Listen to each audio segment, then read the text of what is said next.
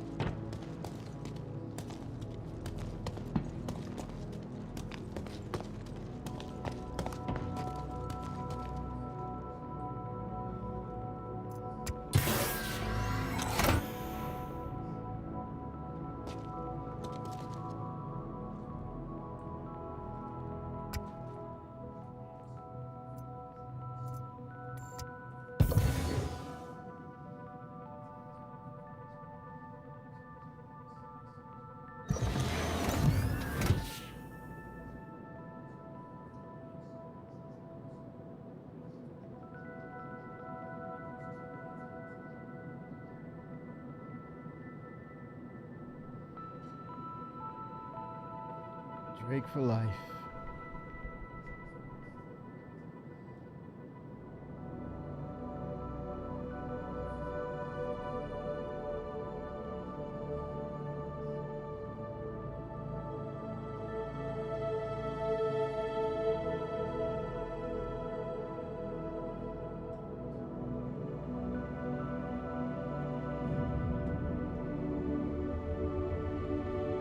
Drake for life.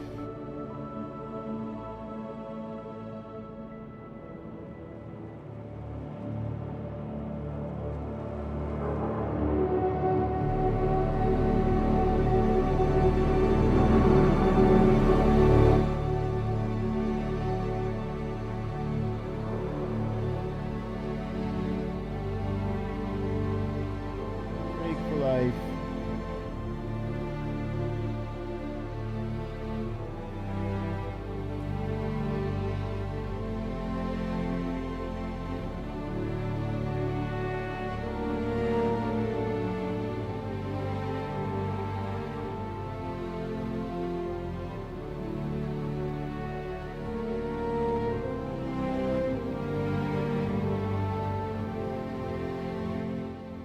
Yeah, I'm seeing servers are like maxed.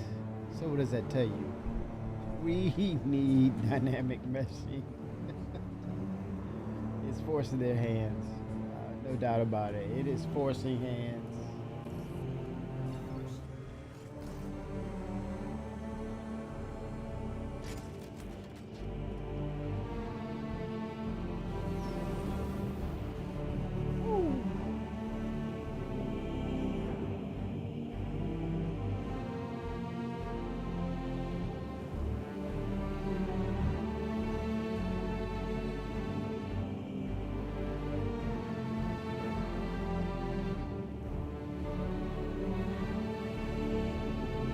Hey.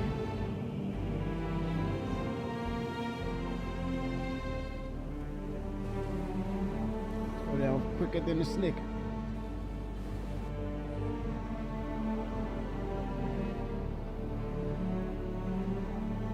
Oh shit!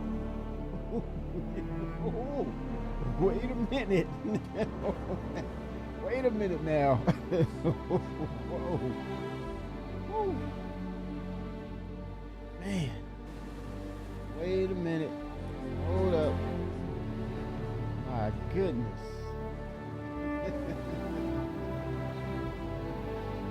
Woo. Man.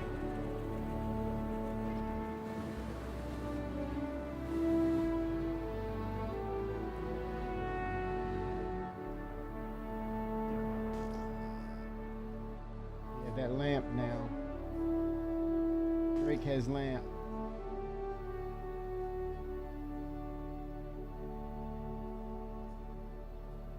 Woo. Woo.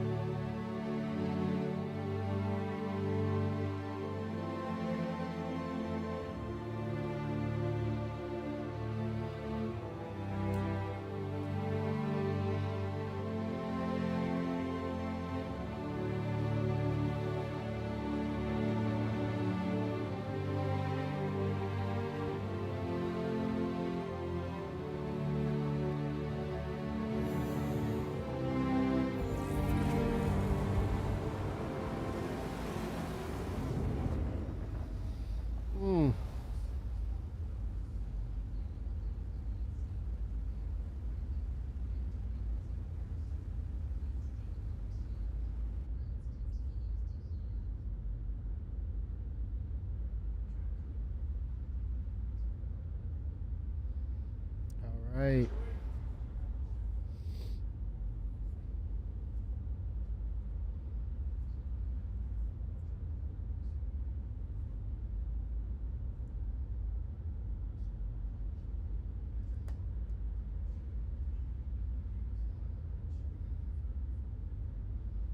Hmm.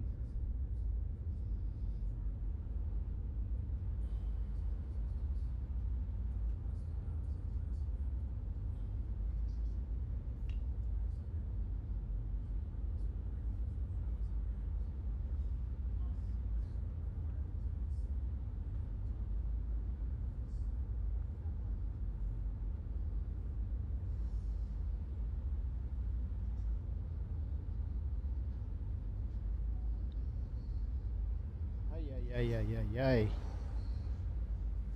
Look at Vandal's space off to the right. The red blob. Pretty neat.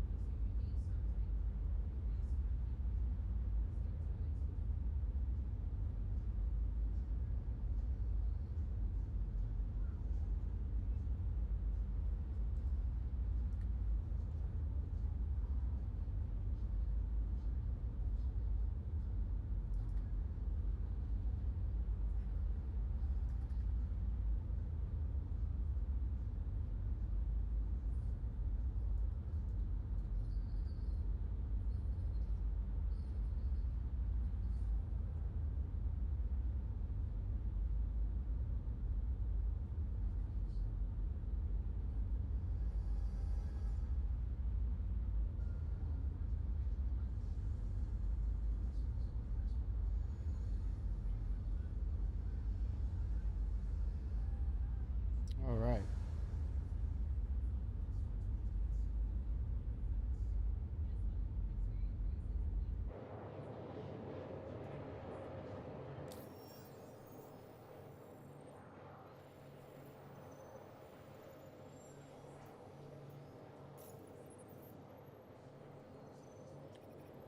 Looking for my ship. All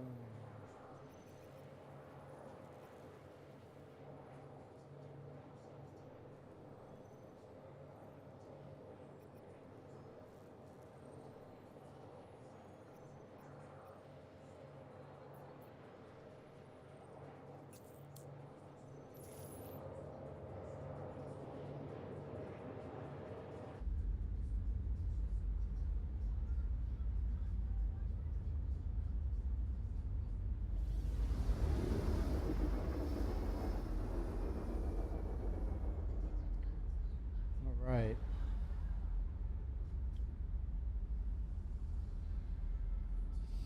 Yeah, I joined. I had to join on someone because it literally it told me servers were full at capacity. Should I say servers were at capacity, unable to join. So what does that say about um, people playing the game more than ever now? Uh, it definitely hastens the arrival or the need, should I say, the need for quantum, was it quasi dynamic server meshing? I like to say dynamic meshing tier zero. It's it's it's to the forefront now. You have crafting. It's an embedded foundation for the gameplay. Inbound, soon to come new ships. So it's like there's no doubt about it. Star Citizen has hit its stride.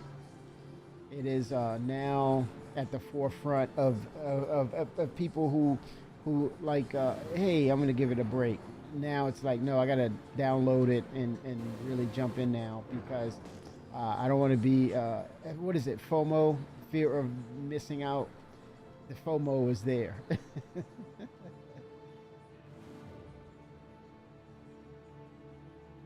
FOMO is IR, is real. And yeah, now you have this concurrency of people uh, feeling like, well, I got to get in and I got to acquire things. I have to collect things. Now we're talking about imminent release date or reveal of Squadron 42. You're talking about literally changing the platform of things. Nix is inbound. The full on Nix Genesis 5 tech is going to be incorporated with that. So yeah, you're talking about major changes are happening now.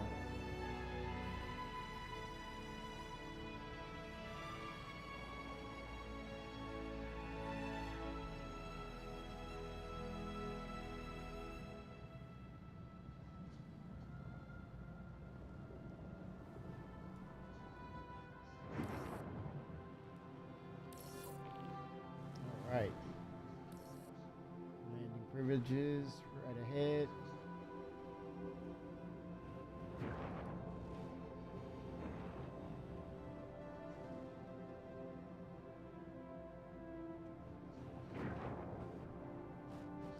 And man, come May, with the release of the Clad and Clad Assault and the new command module attachment or docking system, I think it's going to open the potential for the docking system to 2.2.0 of that.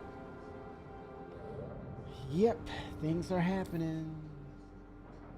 Now it's time to get back in.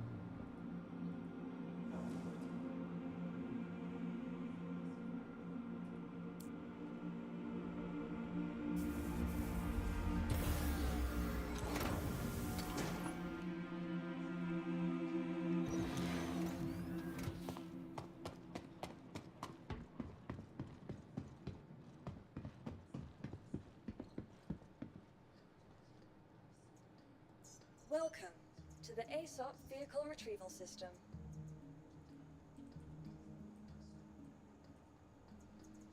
All right. Your vehicle has been delivered to the following location. Please visit us again. Goodbye. Welcome to the ASOP Vehicle Retrieval System. Oh, let's see here. Yeah.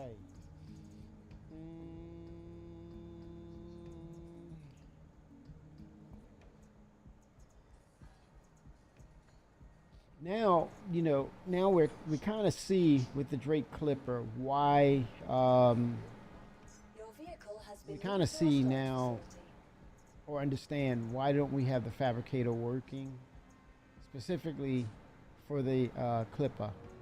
I say Clipper. I love saying Clipper. Um, the question is, what what will that fabricator be? eh, To, specifically, I don't believe it's going to be the armor weapons fabricator. I think down the line we're talking about fabricating or the fabrication of ship parts potentially, and that is a game changer for the Clipper that it fabricates, or if you're talking about a deep dive or a deeper dive into what is it the what is that mechanic components, changing of components. Yeah, in theory you could have a weapons armor fabricator component. You can change that out for maybe for ships and well, ship surfaces, ship components. It's endless. Having the modularity system and changing out that part within the Clipper. I love saying that. Clipper. Imagine that. And you're being able to, you know, purchase, or should I say, CIG is having the ability to sell those as purchasable items, or you can earn them. But obviously, you're going to earn them in game. But if you can buy it as LTI, it's the best of both worlds. Me myself, I got to have that LTI, man.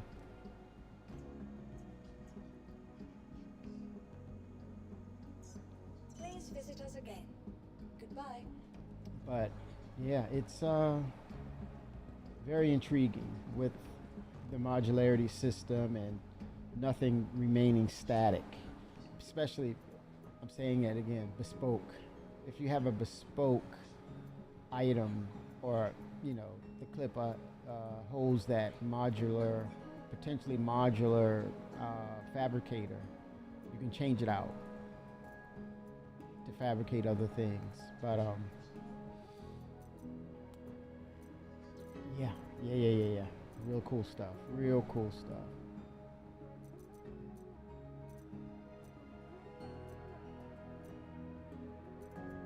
All right.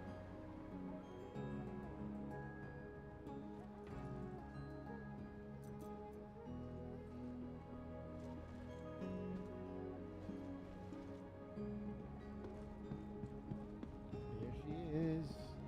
Lo and behold.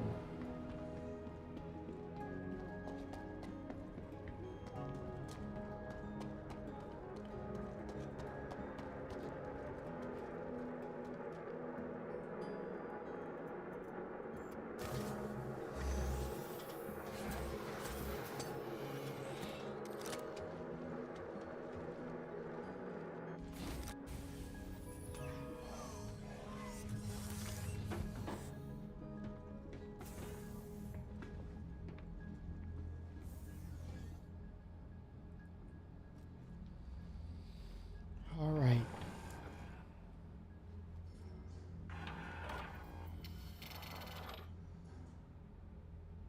Let's see.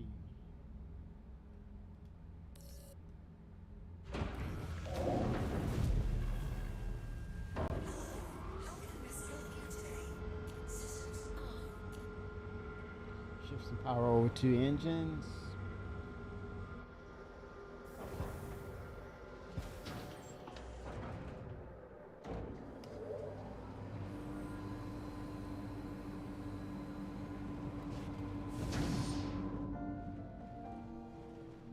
So 4.7.2 will introduce what? Oh, 07. Thank you. King Kongatron. All right. Thank you for the follow. Oh, 07 to you. How are you? And I hope that you play Star Citizen. If not, I think you might want to try it. Thank you so much for the follow. We're doing things, talking about Star Citizen, doing things in Star Citizen, and just having a relaxed, chilled um, test session. Because essentially, I mean, it's the testing environment that feels like a game, literally.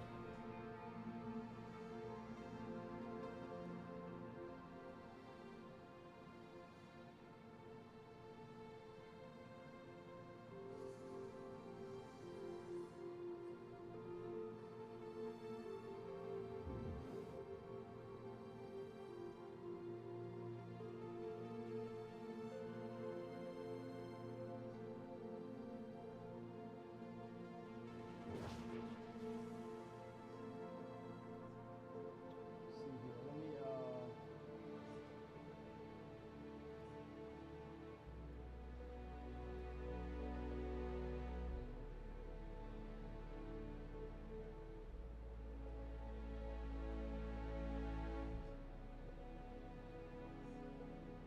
checking for some things.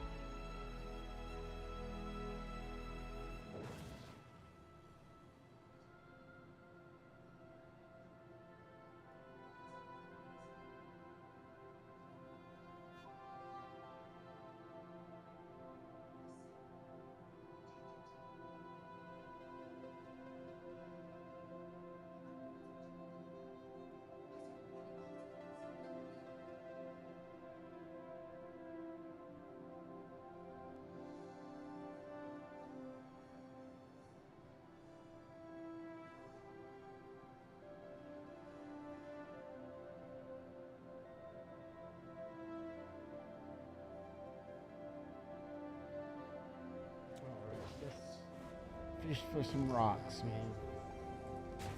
Fracturing mode on. Mining mode on.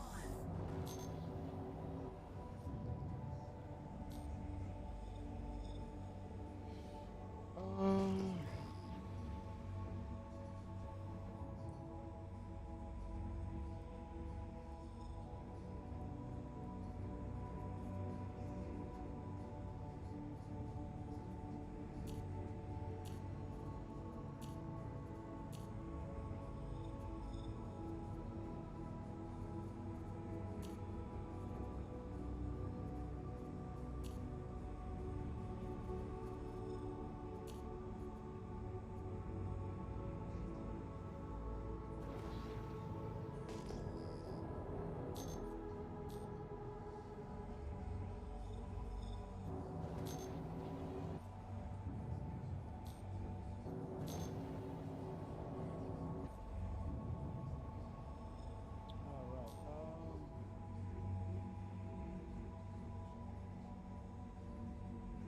Let's see here.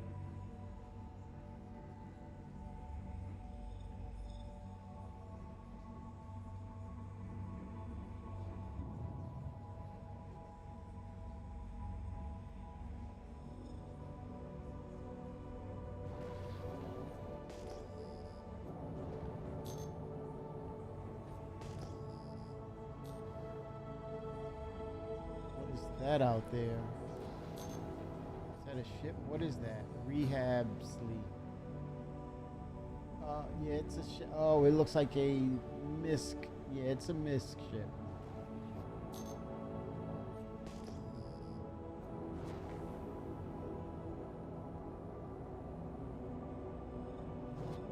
It's a rehab. I mean, I mean, it's a misc ship. His name is Rehab Sleep. Oh gosh, no, man, not today, not today. Oh, brain is cooked, man. Brain is cooked. No, no, no, no, no. Not what I meant. Not what I meant. Rehabsley is in a Miss Star something freelancer, possibly. Looks like it. Yikes.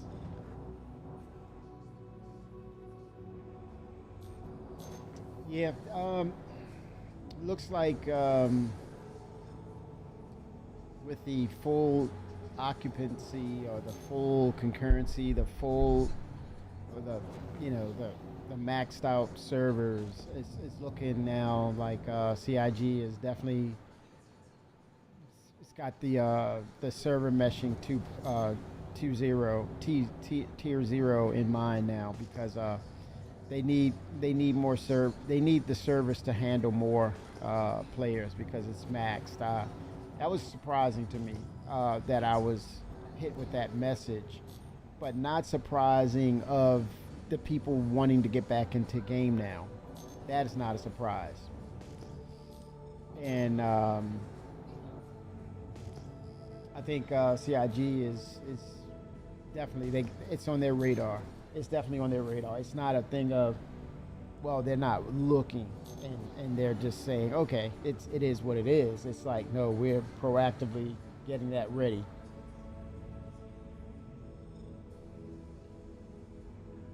And if we can get that going sooner than anything, we got to do it. We got to get it going because the player counts are not, well, politely they're knocking. Next thing they're going to be banging, and then next thing the door's going to be kicked down. The server doors going to be kicked down with player counts starting to ramp up, especially by May. So we could very well see possibly a tech preview or something in regards to dynamic meshing. The sooner the better. And I think, I suspect CIG is on that. They're on top of it. They're not going to let it just hamper entry into the game. Player numbers. That's what they want. They've gotten that now. The player counts are up. The Player counts are in the game. They're wanting to play now. So, what better time now is to what better time than now to start testing for dynamic meshing tier 0 or quasi dynamic server meshing. That's a mouthful, but that's what they call it. Quasi dynamic server meshing. Let's make it happen, Cap. Yeah, we're on the cusp of some really cool things happening with the game right now. I mean, really, really cool things. Literally next month. How many more days in April?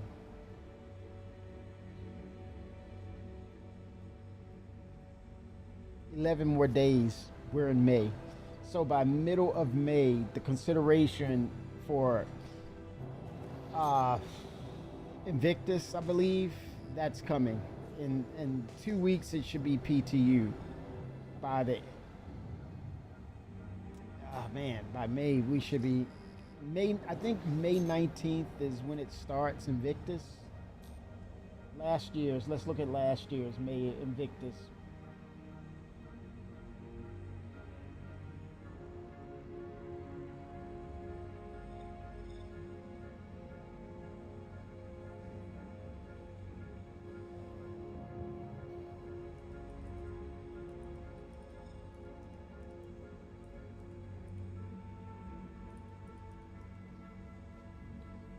Invictus for 2025. Launch week was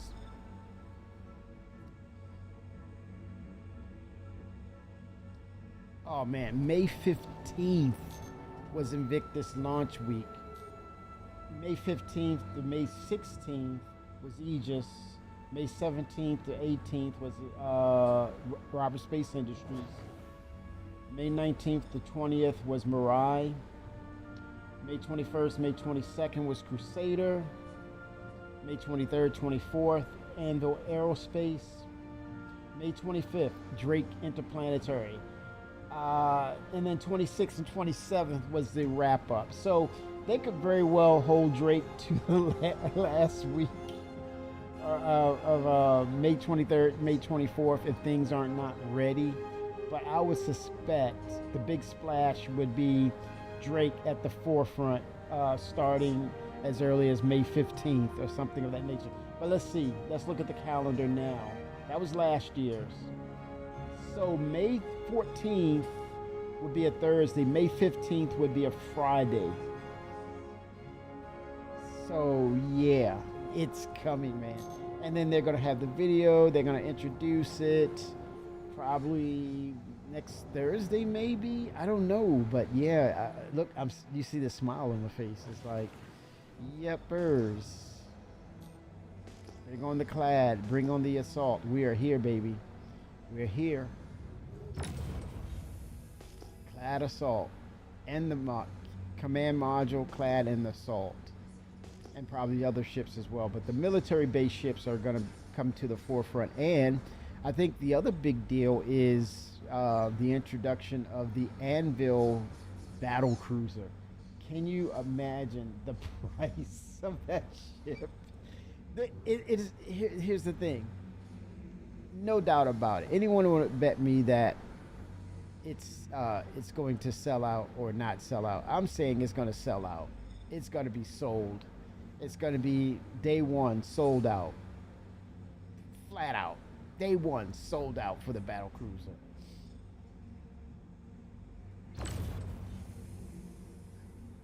You don't dare to bet me.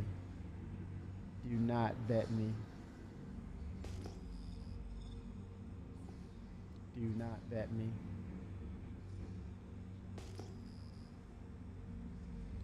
Okay. Need to get some readings on this. Fracturing mode on. Trying to get some readings.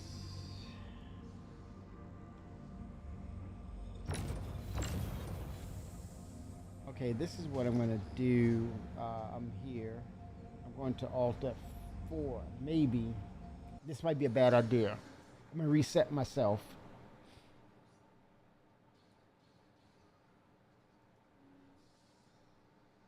I may have knocked myself out of the game. Oh snap! Here we go. Launch. I may have lost my spot because the servers are full. I'm risking it, man. I'm risking it big time.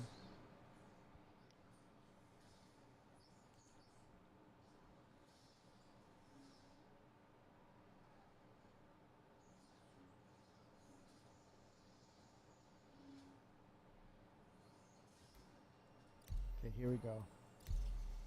Oh, I still have my spot. A spot. Like Sheldon, I still have my spot.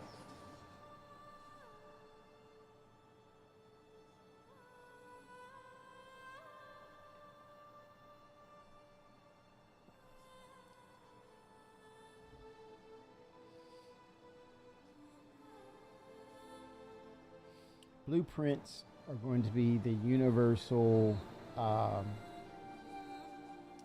valued item in game. Whether you're, I guess, if there could be some unique to a guild that you're attached to, bounty hunters guild and cargo running guild, etc. All right. Oh, it's gone. The rock is gone.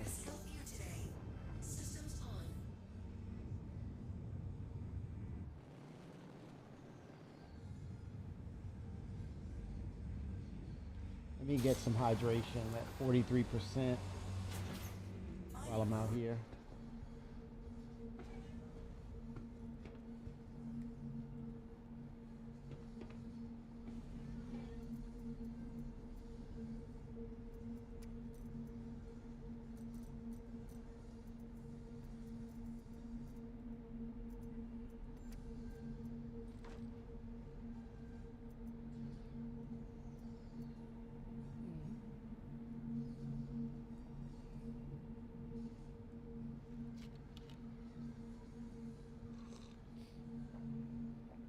Also, I've been hearing chatter of lots of debris, things that are being left behind that could be an instance of being cleaned up or the allowance of. I think they did.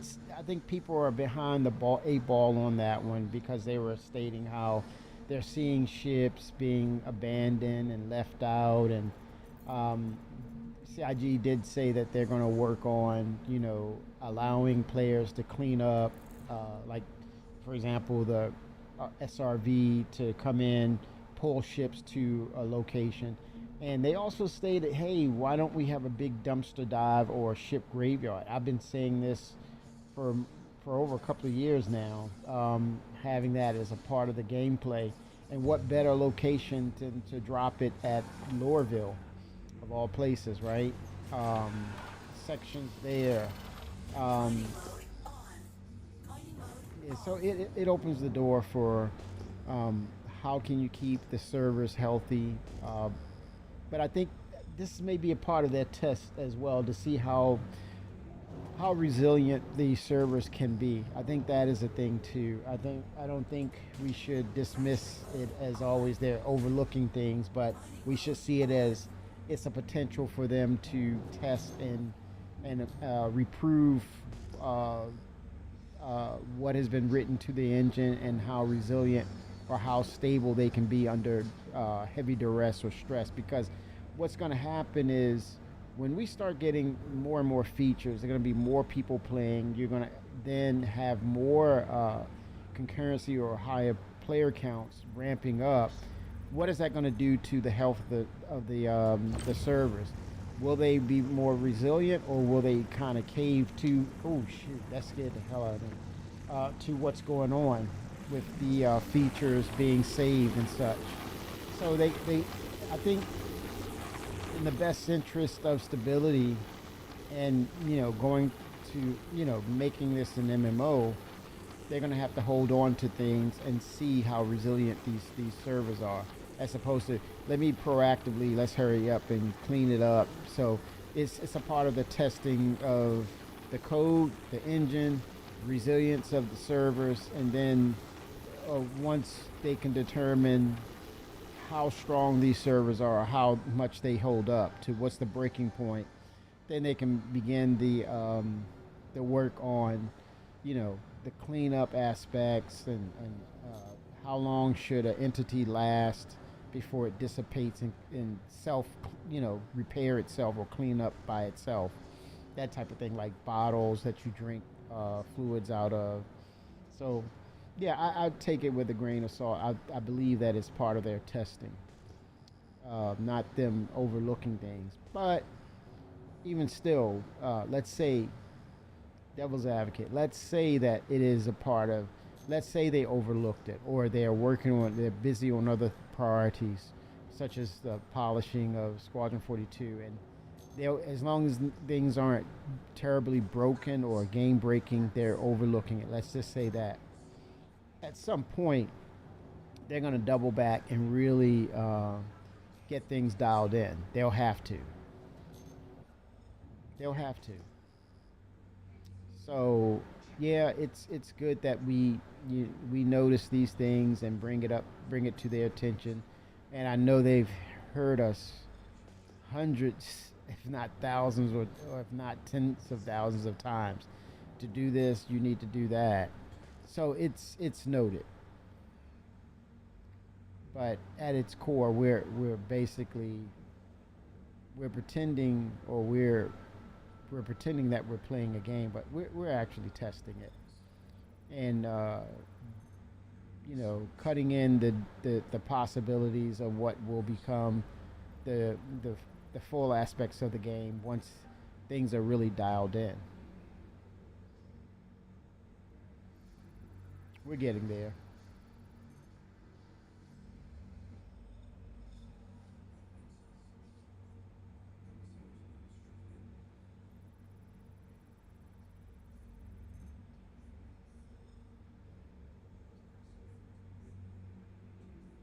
Let's see, 645. Okay, let's try there.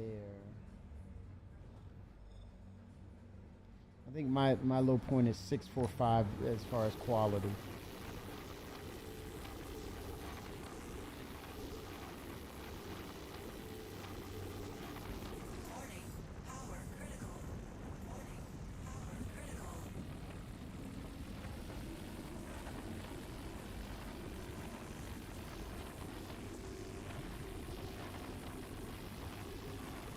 What is the number to get it there? 82%.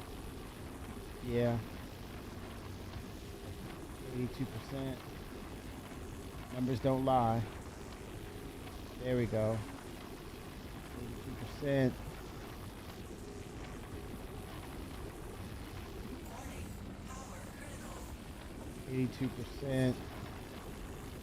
Uh-oh. Oh, not too bad. Not too freaking bad. Oh, I still have to break. Let's see what are the quality levels here. It's all right. 645.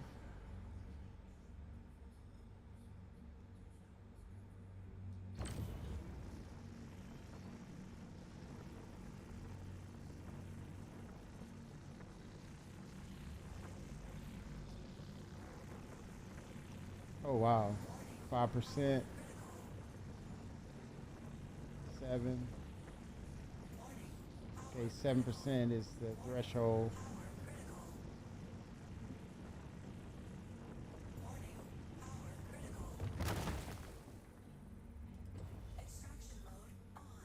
All right, extracting.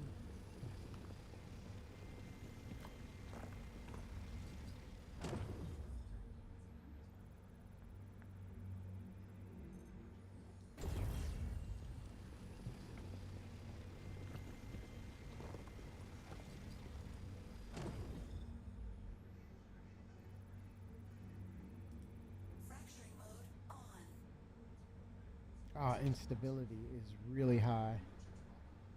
Let's see here. 7%. Let's see. Okay, 8. That's 12.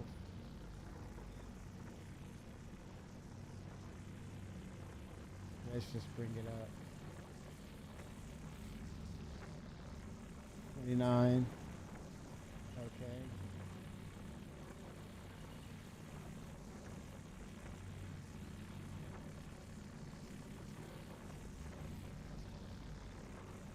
it up and then slow it down to 26. Okay,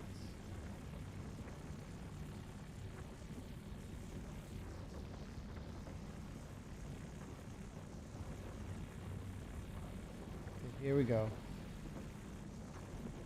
24.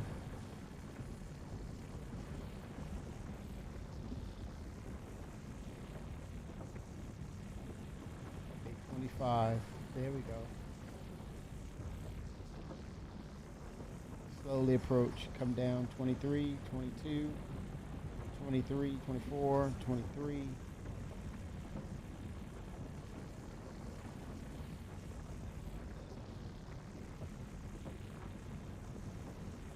Using those numbers. Get me there. There we go. Using those numbers now.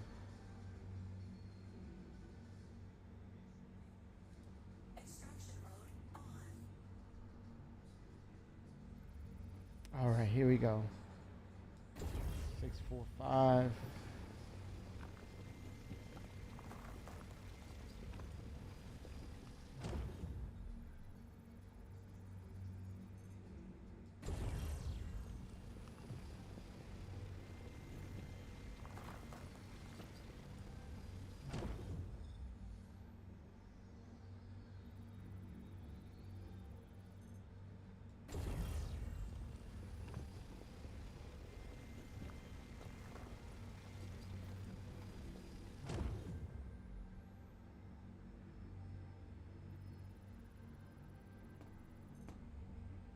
All right.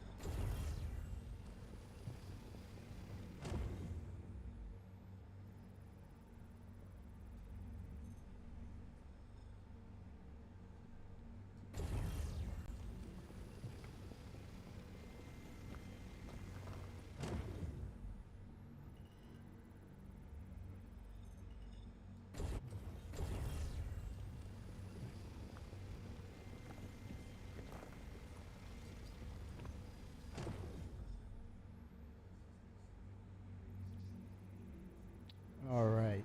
So 645 are Torite. Small percentages though.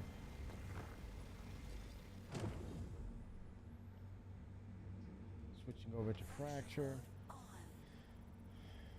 Highest quality point. All 645 here. Some may say, hey, my quality standard is 750, Kimmy. Gotcha. Alright, let's go to, okay, 23%. Ramps up pretty easily. 19, it goes pretty easy. Manageable. Instability is low, that's why. 15%. Okay, let's go to 10. 10 is not going to do it. 12.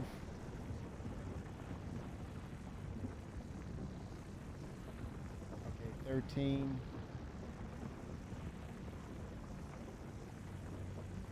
Yep, this is manageable. 13%.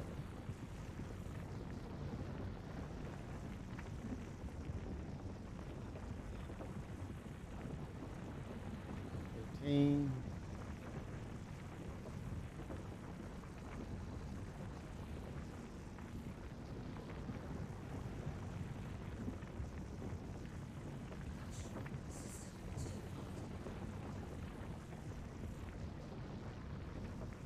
System overheating. Oh, wait a minute. Hold on, man. Let me get my coolers going, because I think I did something with my coolers on my ship. Don't need weapons. Go ahead and there we go. Cooling system is, wow. It says overheating. Okay, here we go. That was my ship overheating. I knew because I made an adjustment. I took one of the power levels offline on my cooling system, and then when it told me that, I'm like, oh, the engineering system is working. It is working.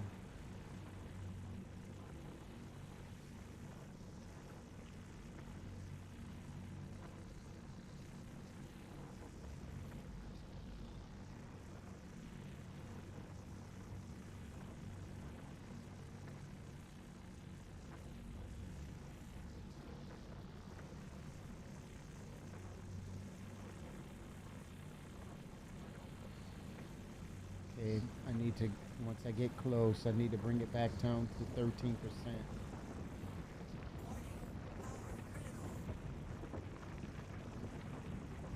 13, there we go. Up.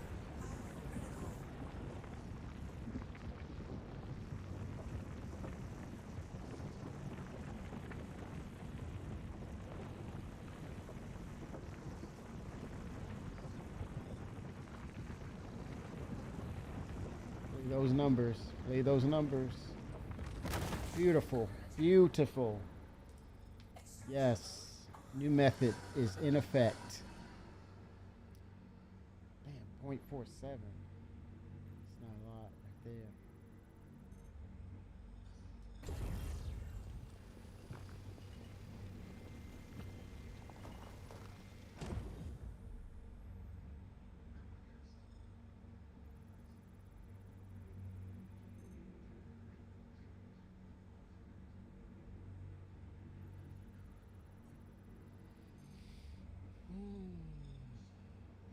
Low quality there. Wow. Subdivide it down to the percentages of. Okay, that's a better percentage right there.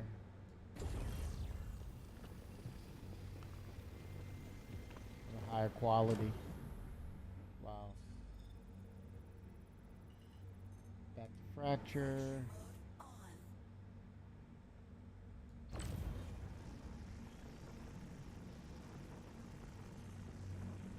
Let's go around. Let's go around. Okay, there we go. And let's see what's behind me. If I have to back up. Nothing. All right. Let's make it happen, Captain. All right. So 13% seems to be the sweet spot. Yet, in this instance, 12, because instability is even lower. It was 66 at the other, on the other rock. This is like less than 50% of instability, not resistance. I'm sorry, instability. We climb at 12%. Pretty good. Pretty good.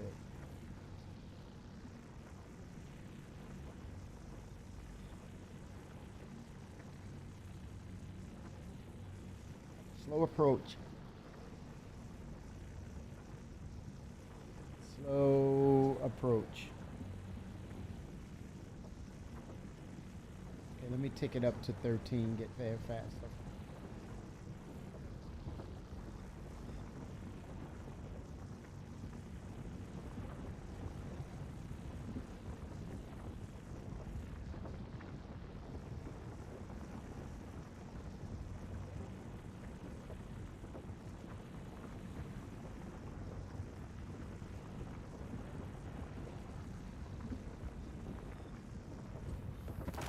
Beautiful. Good job.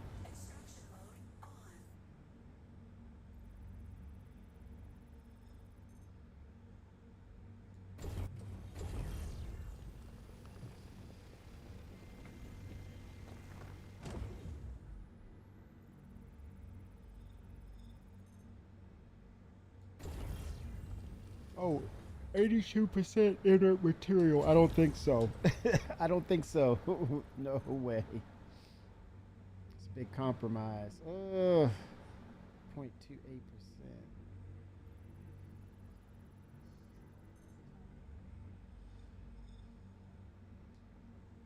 Hopefully this is a good yield here. Oh gosh, even worse.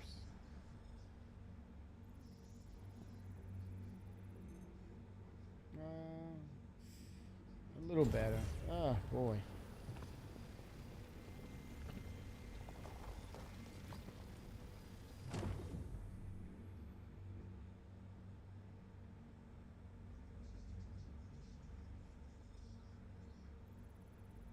%100 to a right.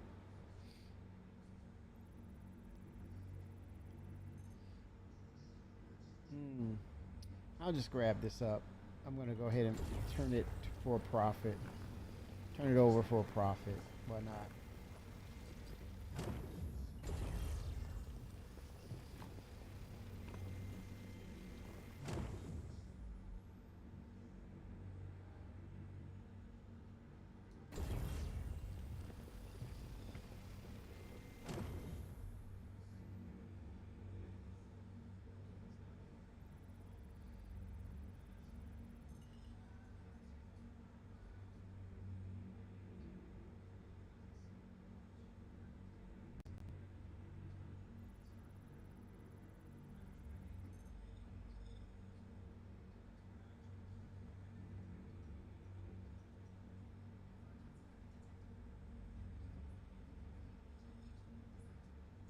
72%.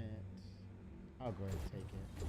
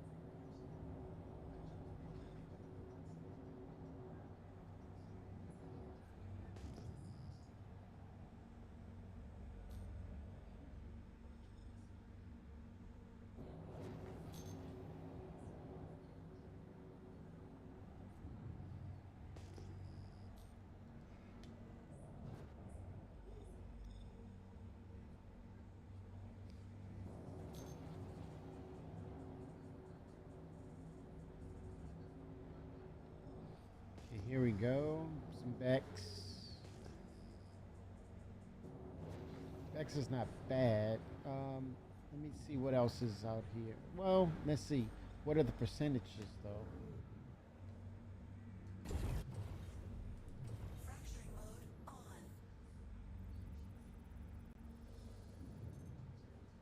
on. Oh, some gold is in there. Them there heels, too. 31K rock, though. It says impossible. Let's see. What are the limits? 662.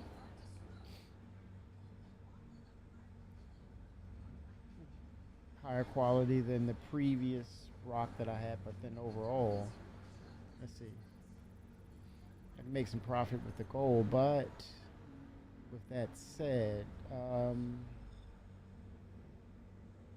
30K rock.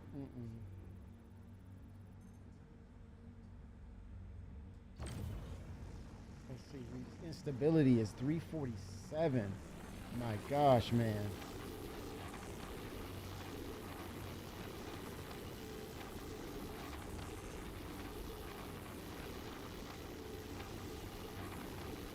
That's 21K. So I won't have any luck with that other rock.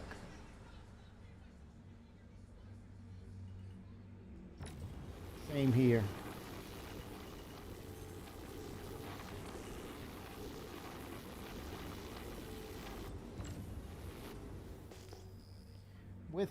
With radar improvements or updates, would it be fine to have your, like for the single seated ships or the starter ships that do mining, would it be, knowing that they're a size 1, should they not be equipped to only see a certain scale or size of a rock, whereas the larger ships are kind of attuned to the larger or more appropriate scaled ships for them?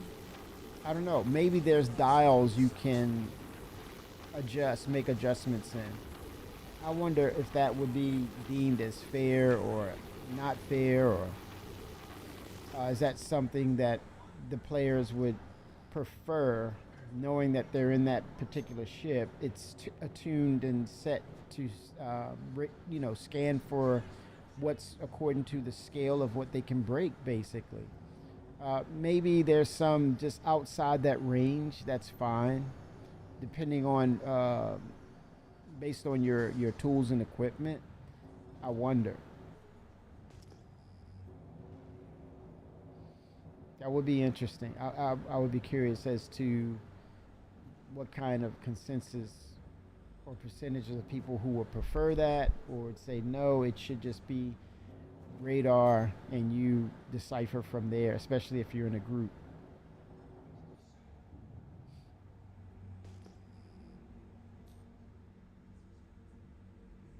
But if you're in a party, should it kind of acclimate to the number of people or the ships you have, and then kind of work within those parameters? Bigger rocks should be, you should be able to see the larger rocks as a group or org. That would be interesting.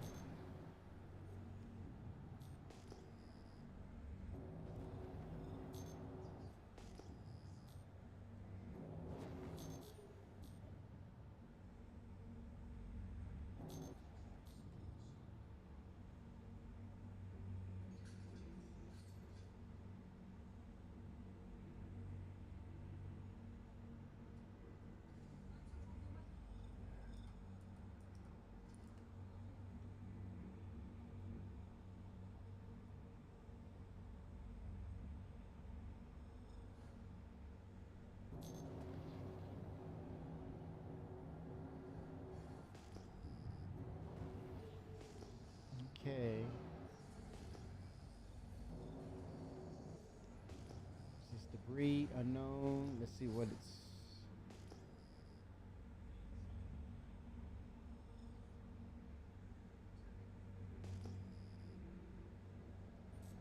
It would be cool if it was a setting because you may be prospecting for yourself or the party.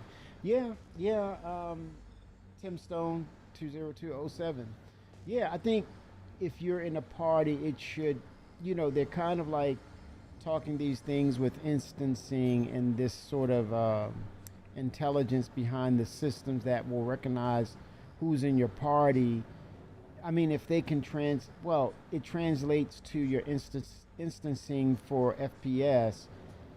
Could that not be a part of the instancing for mining or any other industrial gameplay based upon the ships that you have and what could be possible, especially if you're pulling in missions, right? So I think it should be attuned to if you're doing instancing and there's an industrial, or let's say, I like that.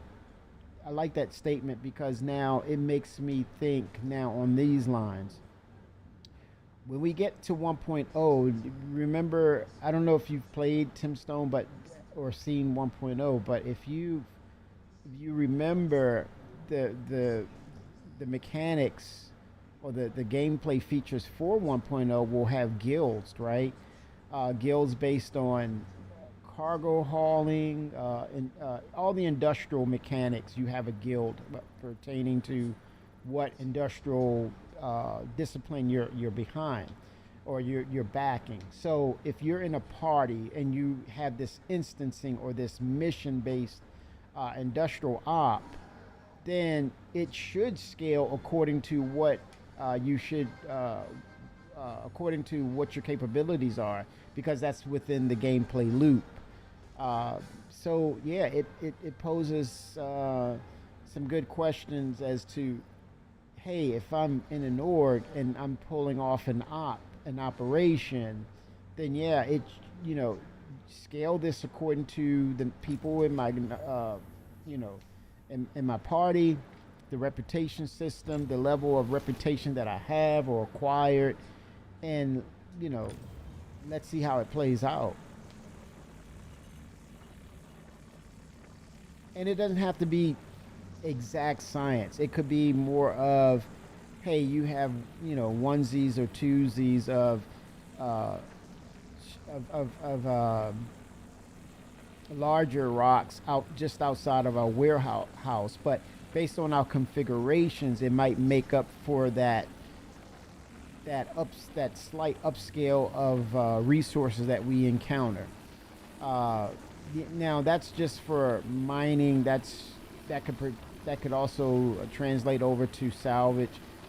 Cargo would probably be a little different unless you look at that in regards to timers and volume and stacks of cargo that you have to, do this cargo run within an allotted time, because you have timers for bonuses and things of that nature. So that opens up that capability or that possibility for that gameplay to make it so unique. But yeah, cargo running with timers across several systems, and you're dispersing or delivering on cargo manifest from point A to point Z with your whole crew.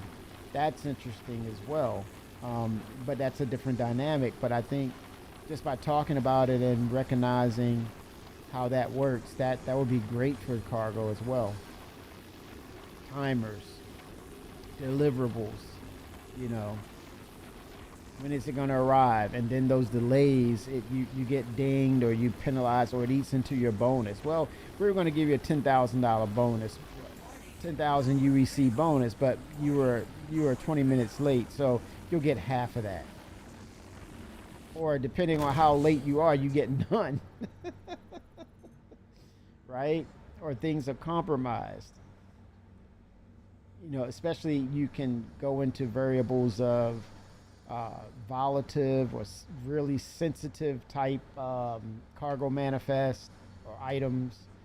It's endless. But at the same time, it's challenging and fun. Good conversation. I'm at 20%. Instability is 47. Bring it down to 15 and let it creep into the green zone. There we go. Yeah, cargo hauling is going to see itself uh, in the limelight pretty soon by next month with the Ironclad and Ironclad Assault. Larger volumes. The whole C, whole D, whole B. Eventually, whole D and E is going to come to the forefront. Also, let's not forget the Gattac Raylan. The Xi'an Gattac Raylan is going to be another one that's going to jump into. Once we see Alien Week, we're going to see the Gattac Raylan. Holy smokes, man! Really cool.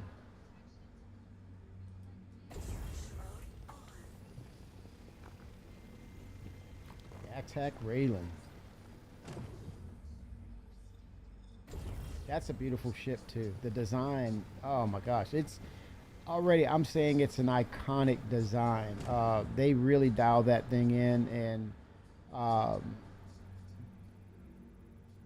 I can't wait to see it because it's a beautiful piece of art, first and foremost.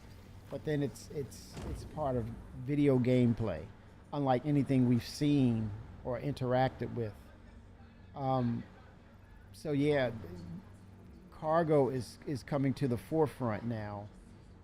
In that regards of if you are into cargo running, which I know there's a lot of people, some people do it in real life, and they know about the logistics game, and so it broadens up, it broadens their insight on that too.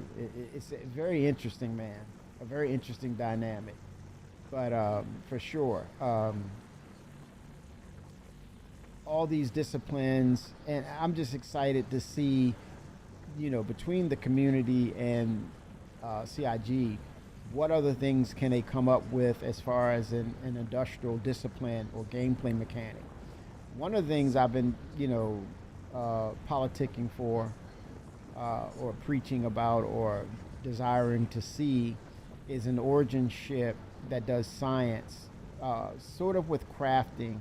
Now we change that over to pharmaceuticals, and to see a pharmaceutical base origin ship that probably give you med pens or customized med pens, things of that nature, um, customized or crafted green goo, or you flip that and say, hey, you can make the best product of Widow and make a killing, literally, figuratively, and literally make a killing over in Pyro, right? Or any unlawful system.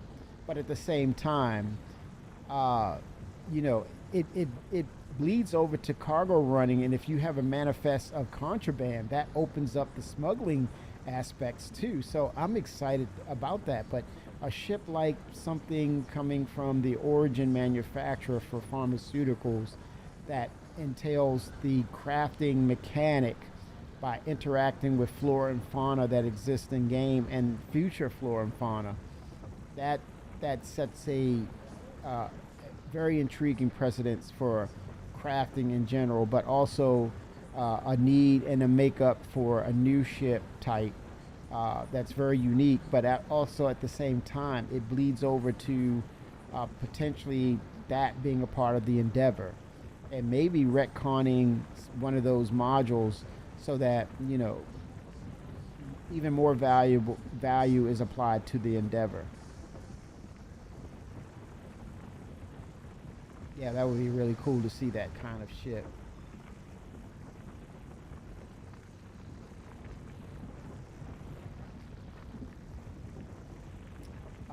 A catering ship, selling like exotic type or uh, meals, like sort of like delicacies, catering to like the 890 or any touring luxury ship, and you're selling your wares. You have the makeup to interact and create food through the fabricator. You just have the elements like seaweed, rice, fish. You get sushi, right? That's the basic. But yeah, hunting and collecting flora and fauna to create cuisine, the catering ship, the food, and you process this and you can sell it to hungry people, but it gives you a little more stamina and health and things of that nature. Um, People would be wanting and willing to trade for it or buy it, the product, and sell it. You know, that's another ship potentially.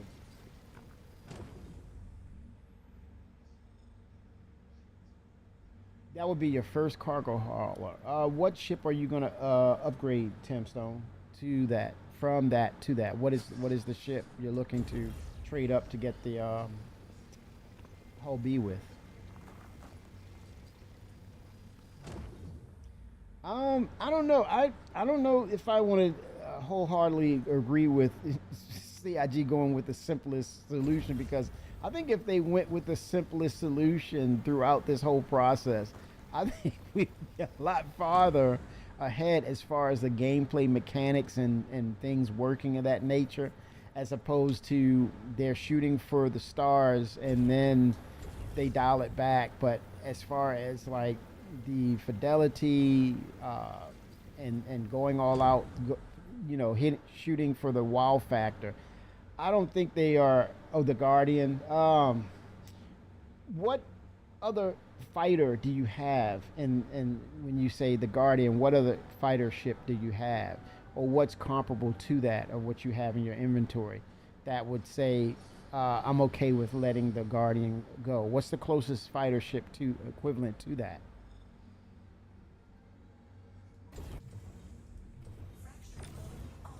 In other words, you're not really using the Guardian as much.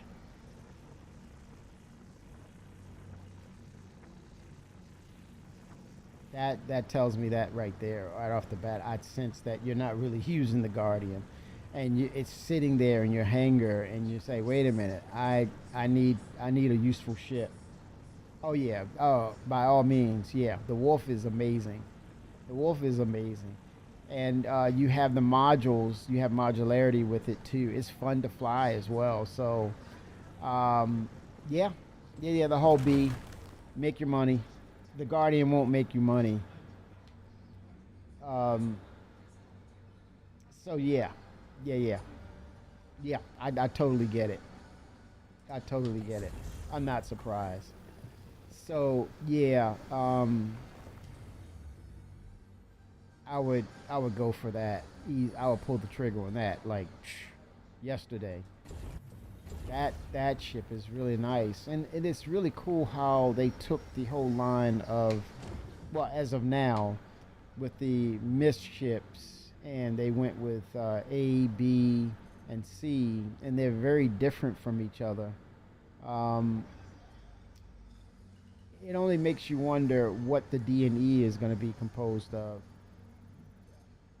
It may. I don't think it's going to get too far off the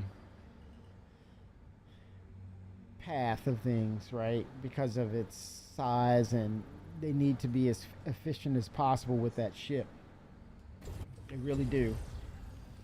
But yeah, I know, right? Yeah, that's a good one. You won't regret that. I think that's a wise decision. The usefulness of that ship, it has gives you purpose. It gives you purpose. We're getting more systems in game, and making those runs. It's gonna be fun for you. It's gonna be a lot of fun for you. Your daily grinder, man, and making your money. It's about that bottom line, baby. Yeah, the D&E is gonna be epic. I think it puts pressure. The Drake Ironclad and Assault puts pressure on the backers who have, well, the developers, because the backers of the D&E are like, oh man, we got the Ironclad. Look at that, man. And yeah, it's gonna put pressure on CIG, but they're gonna do it. I suspect they're gonna really do it right. And if any indication so far, to tell you what's in store, it's gonna be fun. It's gonna be a lot of fun.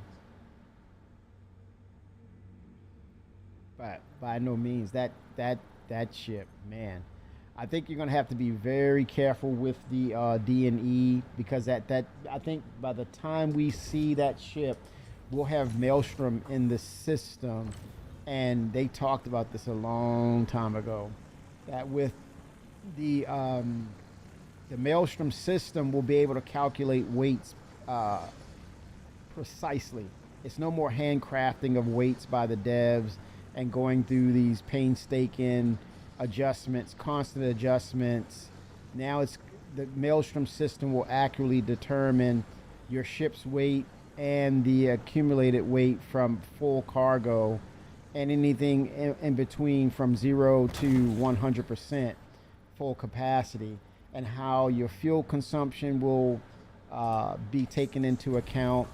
The escape velocity will be taken into account, that you might have to leave some cargo behind because you're too heavy to leave the planet, especially a full-on gravity, uh, you know, planet, full-on gravitational pull of a planet. Uh, so yeah, that's going to be interesting. To you have to equate those numbers into what you're doing. It gives you that's going to give you that sense of realism. It's going to make people think, and that's what you want with a video game. That things are not so scripted to the point that it's almost like cheating. You have you're the actual built-in cheat code to the game because you figured everything out. That's horrible. But to be able to constantly keep your mind sharp, that's incredible. That's some fun right there. Uh, Keeping your head on the swivel on a swivel in the game. That's what it's about. Fracturing mode on. Mining mode off.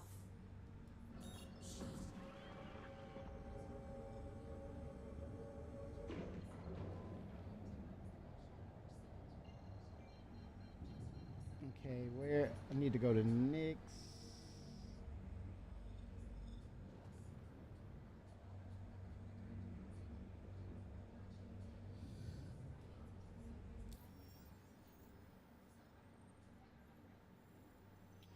I mean, that was the assumption with the before we saw the Hull B, right? The assumption was they came up with that X configuration, and they looked at the C, and our assumption was, oh, they're just gonna, you know, scale it back, shrink it, and it's working. Let's go.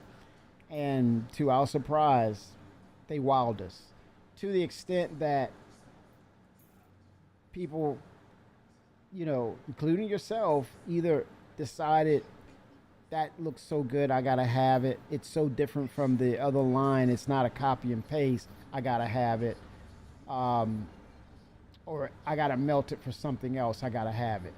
They surprised us in a great way. So it just, you know, they really went about their business the right way of just saying, hey, we're gonna continue to be creative in what we're doing. We're gonna continue to approach this with fresh eyes. So it gives the impression that they're not just going through the motions of things, especially for the people who have waited and backed with confidence and trust of that's being a good steward of your money. That they're not going to lazily cut and paste onto something to say, here, you take it, it's yours now, you got it. It was just it shows an appreciative approach to uh, it shows appreciation, right? Because the backers are looking at it. They've been backing for this particular ship for years, and to approach it in a way that we see now, it's just to say, hey, thank you. We're going to give you something pretty unique. We're going to approach it with a creative mindset, a fresh mindset, and here you are, a good and great product that's going to create a wow factor, and it did. And people was like, wow, it was so worth the wait. Worth the wait.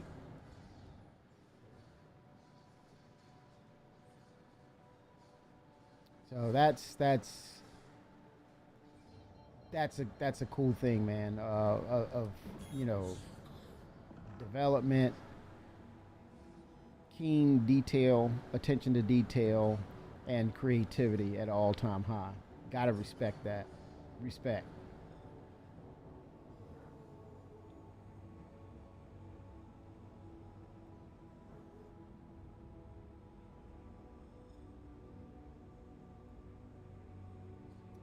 CIG gets their more than enough share of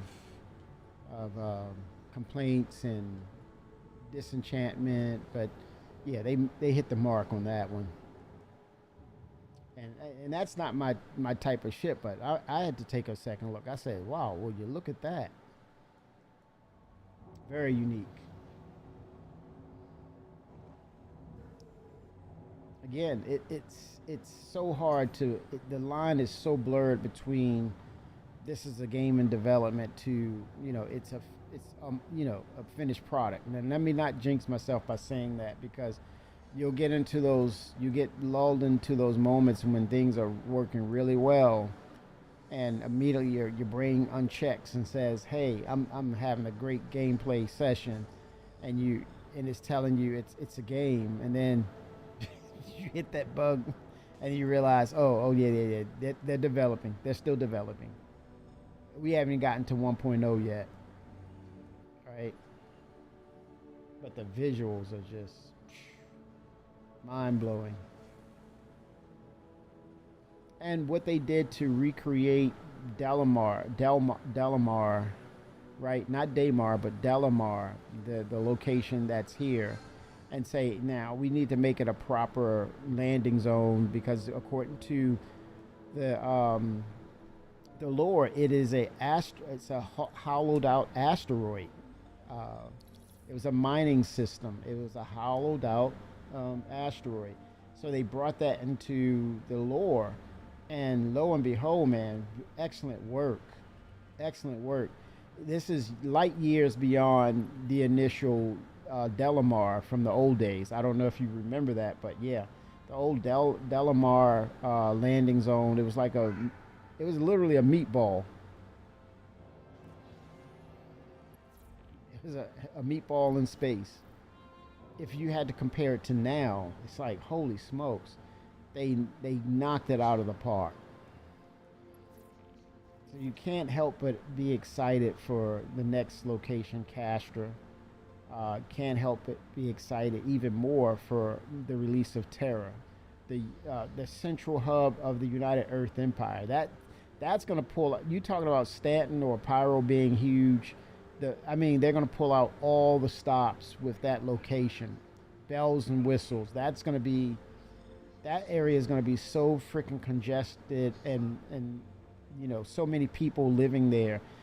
I'm not going to be surprised that thing has 4 servers to support it. Up to 4 servers to support Terra in general, a hero system.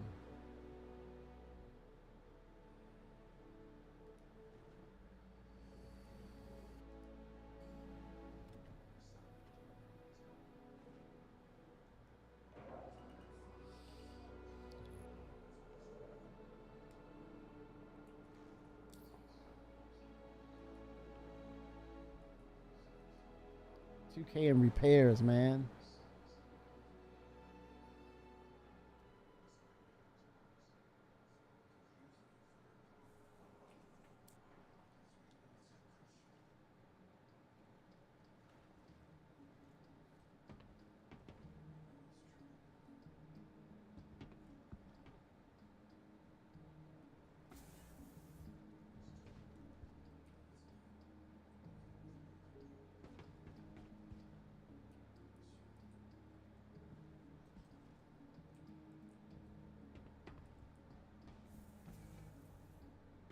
Okay, door's jammed.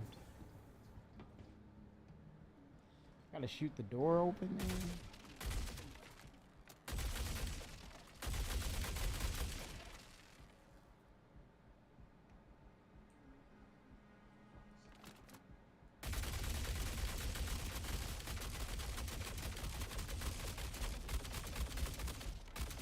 Blow myself up. Jeez, man. Workarounds. As I was saying, it reminds me.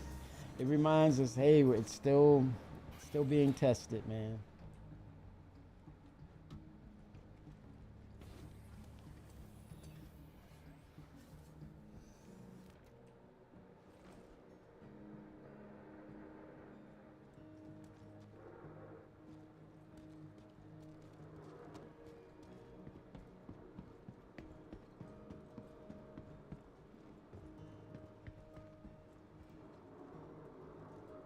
Yeah, that Welcome to the ASOP speaking Vehicle of Retrieval which, System. when you mention that, I think of um, what is that location?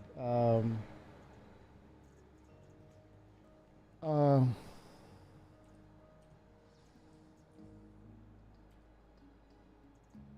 Your vehicle has been moved to our storage facility.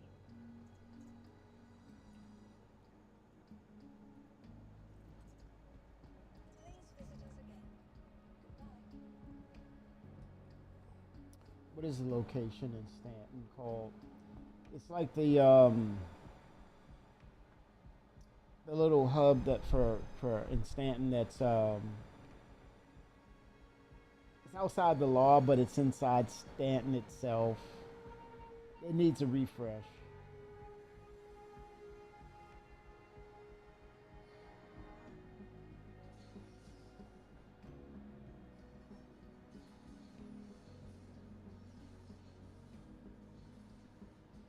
Let me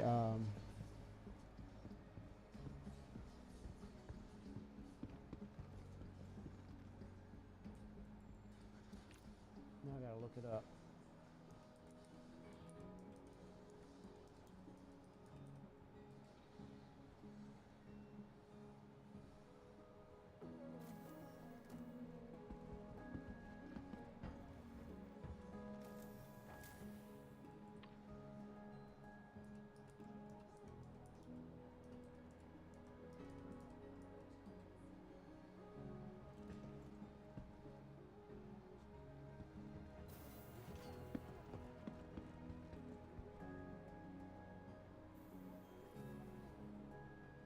Um,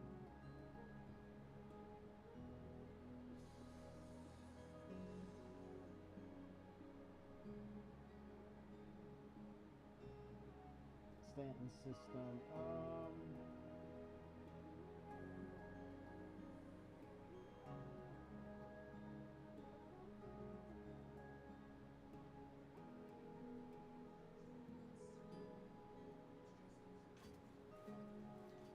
It's a little what is that? Grimhex. Grim is that Nick Grimhex? Grim is that the The ASOP I don't know why I'm coming up with Grimhex, right? Is that it? Grimhex? Let me see.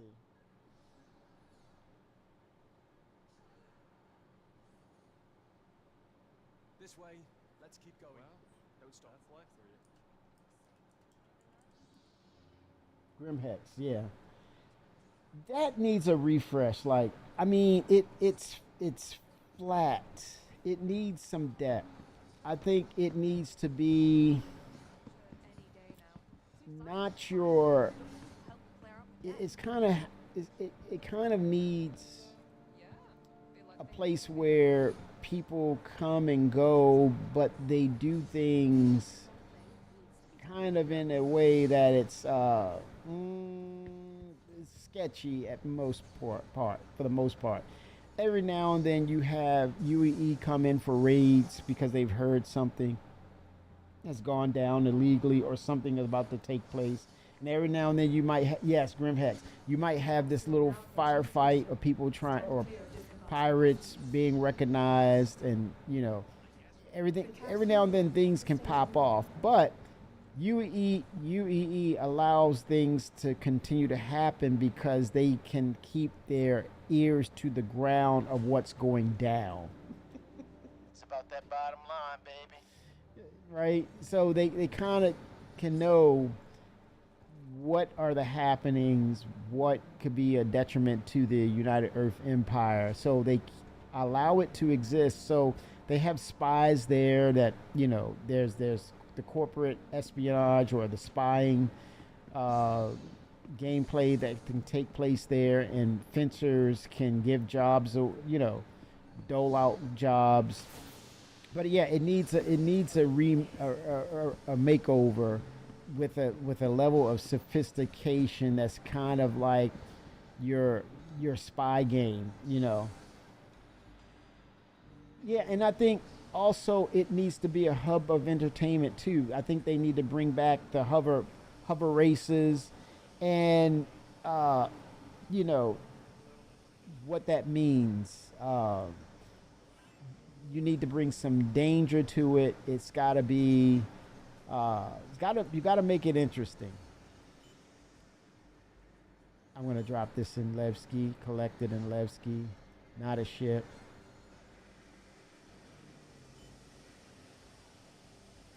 Yeah, but at the same time, it is and it's not. Wink, wink. But it's got to have a level of sophistication where they're not boldly out there in the open and saying, "Hey, I'm Nine Tails," but it's a whisper that could it be Nine Tails, sort of like that. And again, every now and then, you will have uh, UEE come in just trying to get details on what's going down, right? Or it's something major, or if something is stolen and it's a hot item, and you go there to work with a fencer to get it gone back over to Pyro. So they're coming to do a shakedown every now and then, right? If something goes wrong and it doesn't work in favor of the UEE. I want to see that level of sophistication for Grim Hex, and I think it has a purpose in regards to why it should be there, why it should exist. You're doing things outside of the realm of the UEE, and sometimes the UEE may have to get their hands dirty to kind of get a kind of lock in on what's going on. Especially what's on the horizon. How dangerous can these gangs be if there's uprising with what they're doing, and they want to keep a handle on things, so they allow it to exist so they can kind of keep these gangs at bay. But also their interactions, their movement also gives way to what's going on the Vandal side as well, because if there's a huge migration of pirates from particular locations due to these raiding parties from the Vandal, the UEE needs to know these things and probably have, send out contractors to patrol these areas to see if that's what's really happening and that's what's going down. And if so, then they need to have their contractors, their military contractors, do patrols in that area to keep the Vandal raids at bay. So hence there lies your mission givers within Grim Hex. Hence why it should exist. The level of sophistication is there now. So I would love to see that, and it brings a breath of fresh air to Grim Hex in that sense of allowing it to be a part of the narrative of Star Citizen, where it really works. It really works.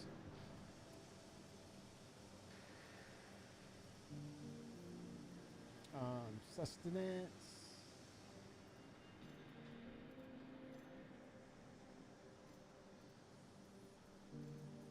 Dropping these. Don't care. We need server automated server cleanup anyway, so this works.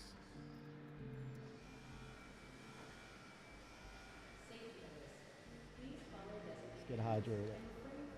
But yeah, to give it a refresh, the way they approached Nyx would be amazing. Grim Hex should double its size. We should see actual racing in Grim Hex. Maybe even have official esports over in Grim Hex with hover bikes, right? Asteroid fields hollowed out, uh, things of that nature to make it fun. Uh, I think there's something to be said about that, where it could really work, and it would people would want to migrate there and hang out. Maybe hell, maybe even live there to some extent, right? Have an apartment there in the asteroid field. And I think when asteroid hangars become a thing, or you can live on the asteroids or live within asteroids, why not? Especially if you're a bounty hunter. A bounty hunter would want to live there. So it opens and refreshes what Grimhex is and what it can be in its full potential. I think I would say they could make that happen. That would be really cool.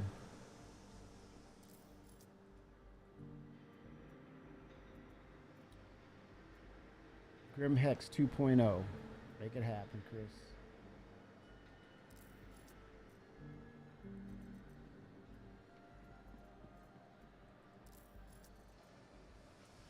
Well, all right. I'm going to call it. I'm going to eat dinner and have a good rest of my Sunday afternoon, evening. You all, thanks for tuning in. I'm going to call it. Looking forward to next week getting on, and hopefully they'll release probably what next Thursday. They won't have a inside Star Citizen Live, as they're preparing for Invictus or Drake, whatever you want to call it. But it's all about it's an ironclad assault um, interview or presentation for sure. Um, I think there is. I think Trip Rodriguez. He's doing Star Citizen. Let's go ahead. I'm gonna raid him, man. Pretty cool dude. He's definitely all about that sim pit. We're gonna raid and we go in and we say sim pit. He's doing his thing in Star Citizen. He's a trooper. He's a trooper, man. Good dude. All around good dude. Have a good night, Tim Stone. Great conversation. And get yourself that whole B, man. Oh 07. Get that whole B. You deserve it. Especially you're not using that Guardian. You deserve it. Get that Guardian out of there. And get your whole B on. Yes. Cargo running. Everyone, 07s. All the best. We're rating right now. Let's go.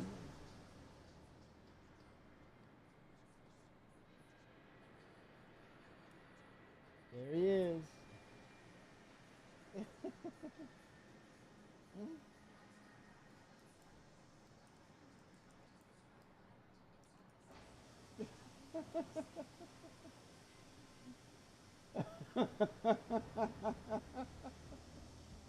Oh, Kevin. What's up, Kevin? Just want to see you. Thank you for the raid, sir. As always, much appreciated. And welcome to Kevin's folks. Good to see you in Fate.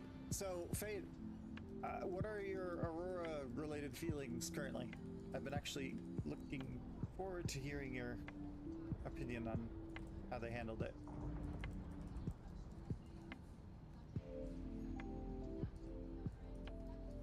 Occasionally, perhaps. I do have Kemi's folks coming in new here. I'll give you a little rundown on our channel. Hi, Kimmy from Raytheon. If you had asked me to place a wager on what you would say first, that would have been it. Nice. Yes. Yeah, I don't like that it so strongly resembles the Scorpius, mostly just because of, like, trying to idea ship fast in combat. It's going to be hard to tell the difference between them, the way things are currently. But I think the Aurora is very nice, and I think it will sell better. I think it'll make for selling the game better, really, if that's the starter package ship. But it just doesn't have anywhere near the character of the original Aurora. Now it's like another derivative ship instead of being one of the few very original Star Citizen designs. So at least we got to keep the old ones. I'd want to burn Sig to the ground if they took away our Mark 1s. So the only problem is going to be that the Mark 1s are going to forever not get improved combat capability while everything, while all the newer ships do. I was looking forward to the Aurora. I really thought that they were going to give us size 2s on the Aurora during the rework to bring it closer to current standards, and they did, except they changed the entire ship, the bastards. Really thought we were going to finally get the Whiskers, maybe even all 4 size 2s.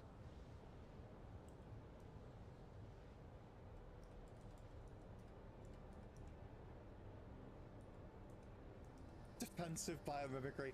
Well, yeah,